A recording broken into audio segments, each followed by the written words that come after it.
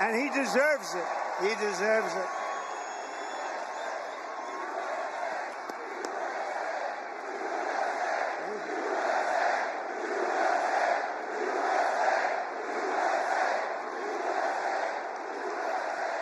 For the past 16 months, Bobby has run an extraordinary campaign for President of the United States. I know, because he also went after me a couple of times. I didn't like it. And I mean this sincerely. Had he been allowed to enter the Democrat primary, he would have easily beaten Joe Biden, but they wouldn't let him in. They put up rules. I've never seen rules like he had to have 65% of the vote in order to run, you know, little things like that. His candidacy has inspired millions and millions of Americans, raised critical issues that have been too long ignored in this country, and brought together people from across the political spectrum in a positive campaign grounded in the American values of his father, Robert Kennedy, a great man, and his uncle, President John F. Kennedy. And I know that they are looking down right now, and they are very, very proud of Bobby. I'm proud of Bobby. You want to know the truth?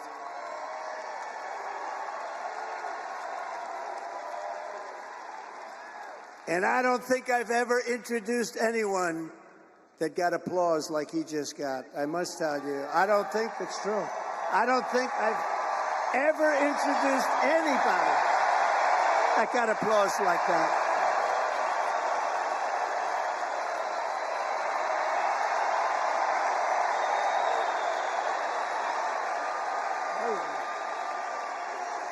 Amazing. It's true.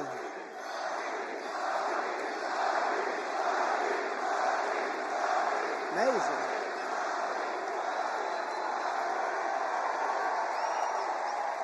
Soon after I can't even believe I have to say this, nearly assassinated in Pennsylvania last month, Bobby called me to express his best wishes. He knows firsthand the risks incurred by leaders who stand up to the corrupt political establishment. When you stand up, you bring on some trouble for yourself, but you have to do what's right. You have to do what's right for the country. I will tell you, we are both in this to do what's right for the country. That's one thing I can tell you. He lost his father and uncle in service to our country, and Bobby himself was subject to repeated threats to his safety during the course of his campaign while being denied protection by the Harris-Biden administration. And this is a tribute in honor of Bobby. I am announcing tonight that upon my election, I will establish a new independent presidential commission on assassination attempts. And they will be tasked with releasing all of the remaining documents pertaining to the assassination of President John F. Kennedy,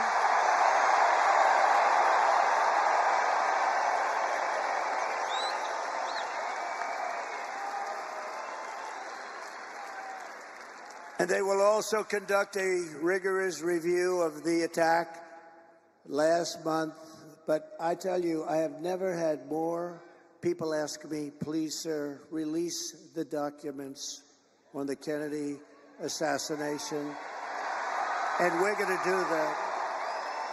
And I also want to salute Bobby's decades of work as an advocate for the health of our families and our children. Nobody's done more. Millions and millions of Americans who want clean air, clean water, and a healthy nation have concerns about toxins in our environment and pesticides in our food. That's why today I'm repeating my pledge to establish a panel of top experts working with Bobby to investigate what is causing the decades-long increase in chronic health problems and childhood diseases, including autoimmune disorders, autism, obesity, infertility, and many more. We want every child in America to grow up and to live a long and healthy life. So I just want to ask Bobby to speak for a little while. I'll stand aside. I'm going to stand aside. But I can only tell you, I've known him a long time. We've been a little bit on the opposite side of the equation, but I will say this, he is a brilliant, I still think of him as young. He's not that young. I always call him young, but he's not that young. But he is a phenomenal person, a phenomenal man who loves the people of this country as much as anybody can love the people of this country. So, Bobby, please say a few words. Thank you very much.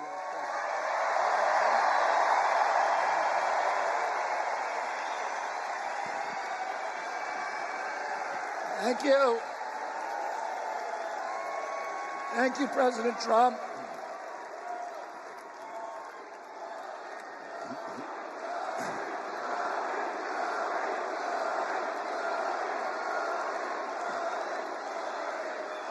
Thank you. Now, a few hours after the assassination attempt at Butler, I got a call from a safe food advocate named Kelly Means, who's been fighting for many years to try to end the corruption at CDC and FDA and USDA.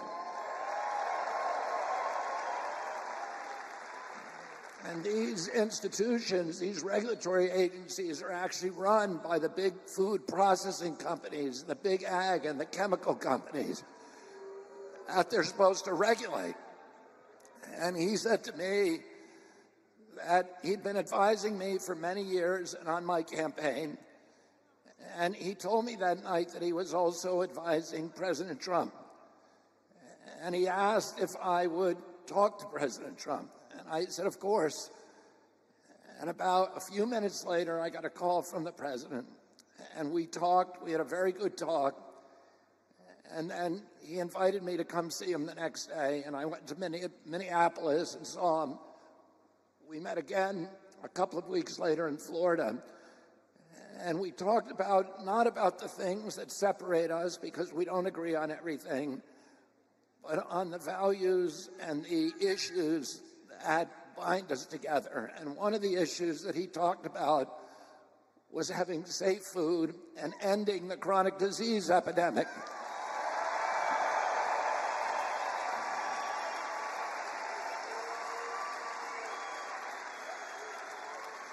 Our children are now the unhealthiest, sickest children in the world. Don't you want healthy children? And don't you want the chemicals out of our food? And don't you want the regulatory agencies to be free from corporate corruption? And that's what President Trump told me that he wanted. He also told me that he wanted to end the grip of the neocons on U.S. foreign policy.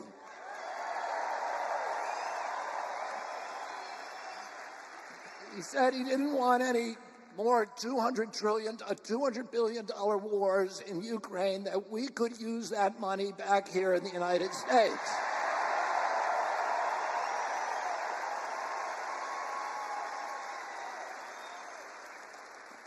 And the best way to build a safe America is to rebuild our industrial base and rebuild the middle class in this country. And don't you want a president who's going to get us out of the wars and who's going to rebuild the middle class in this country?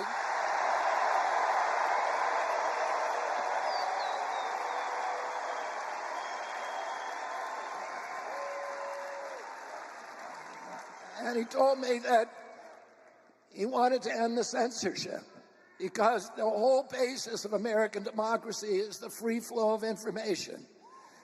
And we know that a government that can silence its opponents has license for any kind of atrocity. And can you think of any time that you can look back in history and say that the people who were censoring were the good guys? They're always the bad guys, because it's always the first step down that slippery slope to totalitarianism.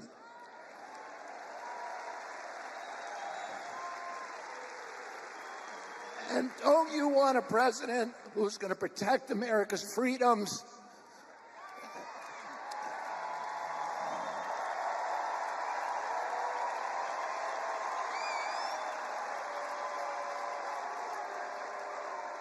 And who is going to protect us against totalitarianism?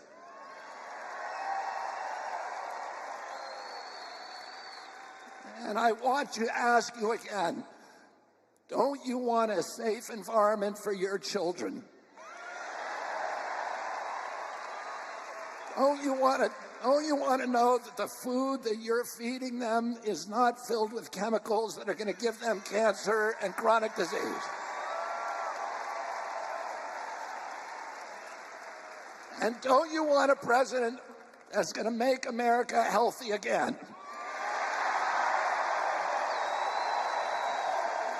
Thank you all very, very much, and God bless you, and God bless America.